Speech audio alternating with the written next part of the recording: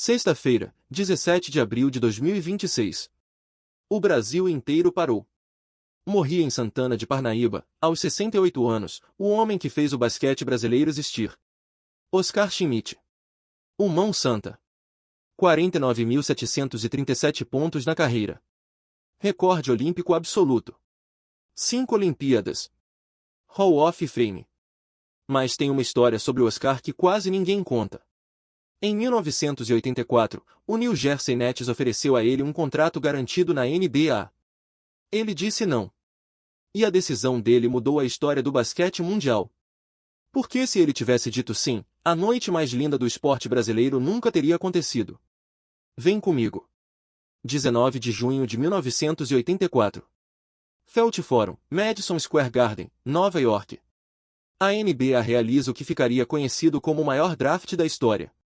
Akin Olajuwon é escolhido em primeiro. Michael Jordan em terceiro. Charles Barkley em quinto. John Stockton em 16. E no pique 131, sexta rodada, o New Jersey Nets escolhe um jogador brasileiro que ninguém fora da Europa conhece. Um ala de 2,6 metros, arremessador puro, com 26 anos. Oscar Daniel Bezerra Schmidt estava jogando em Caserta, na Itália, e já tinha sido campeão paulista, 7 vezes artilheiro da Série A italiana. Ele era um fenômeno regional. Mas a NBA ainda era outro mundo. Um mundo ao qual ele não quis pertencer. O que pouca gente sabe é que Oscar foi ao training camp dos Nets. Passou pela pré-temporada. O contrato estava na mesa. No CUT, garantido. E ele disse não. Por 2 motivos que ele mesmo contaria, 30 anos depois, no discurso de indução ao Hall of Fame. Primeiro, o salário proposto pelos Nets era menor do que o que ele ganhava em Caserta.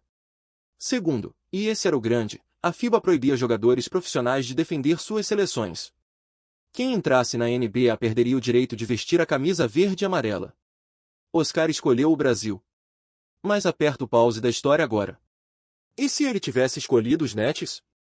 Se tivesse aceitado o contrato, virado profissional, abandonado a seleção?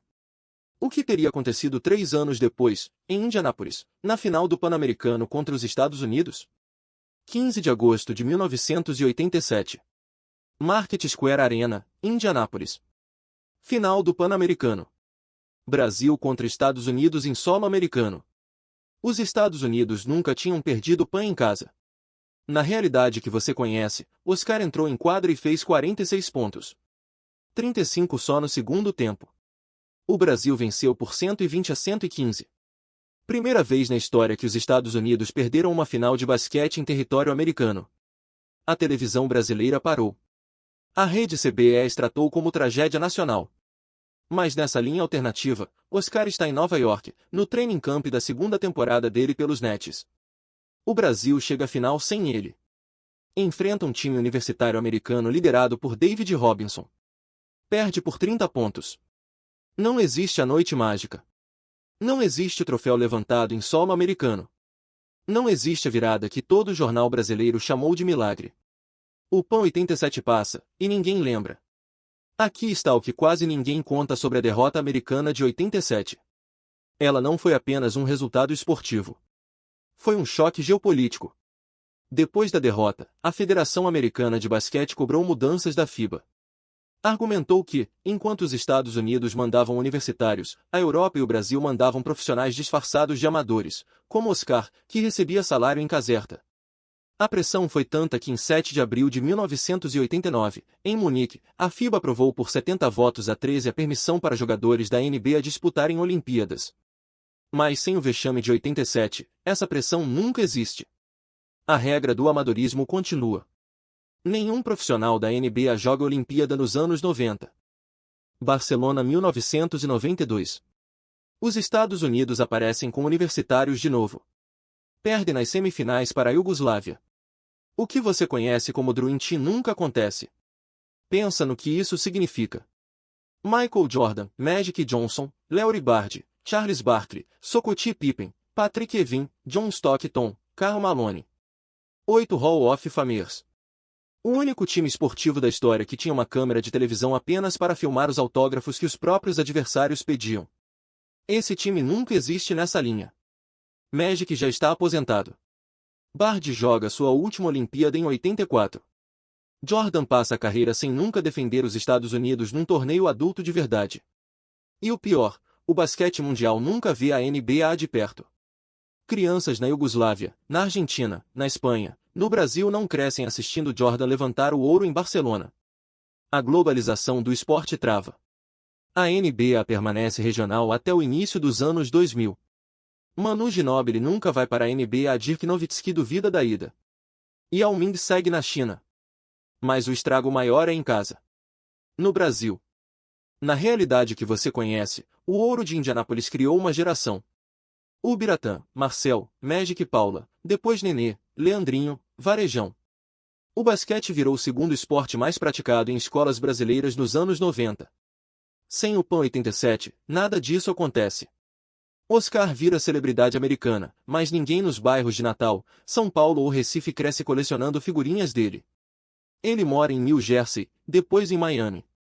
Aparece em propagandas da Nike nos Estados Unidos, nunca nas do Brasil, ganha 15 milhões de dólares em 10 anos de NBA, termina a carreira em 1994. Aposenta. O Palmeiras fecha a equipe de basquete em 1990. Os clubes brasileiros reduzem investimento. O campeonato nacional vira liga amadora. Em 2026, o basquete no Brasil é um esporte de nicho. Menos praticado do que vôlei de praia. Sexta-feira, 17 de abril de 2026. Morre em Miami, aos 68 anos, Oscar Daniel Bezerra Schmidt. Ex-jogador de basquete, naturalizado americano em 1992. Campeão da NBA pelos New Jersey Nets em 1989. A notícia sai em canto de jornal no Brasil, pequena. 2 linhas na CBN. Nenhuma homenagem presidencial. Neymar, que nem sabe quem foi, não posta nada. O Real Madrid, que conheceu ele na passagem pela Espanha, emite uma nota curta. Os Estados Unidos organizam um funeral privado em Miami. Nenhum jogador brasileiro vai. Ninguém para. Porque nessa linha, Oscar foi um estrangeiro que deu certo. Não um herói que escolheu a pátria. Oscar Schmidt recusou os Nets em 84 porque, segundo ele mesmo disse, se jogasse um jogo na NBA nunca mais poderia vestir a camisa do Brasil. Ele escolheu a camisa. E por causa dessa escolha, existe o PAN de 87. Existe o Dream Team de 92. Existe a NBA global que você conhece hoje.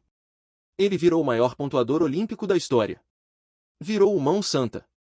Virou o homem cuja morte, na sexta-feira passada, parou o Brasil. A escolha que ele fez em Nova York, numa sala de training camp em 1984, foi mais importante do que qualquer cesta que ele acertou. Foi a cesta mais importante da história do esporte brasileiro. Se essa história te surpreendeu, deixa o like e se inscreve no canal. Toda semana tem um novo e se te esperando.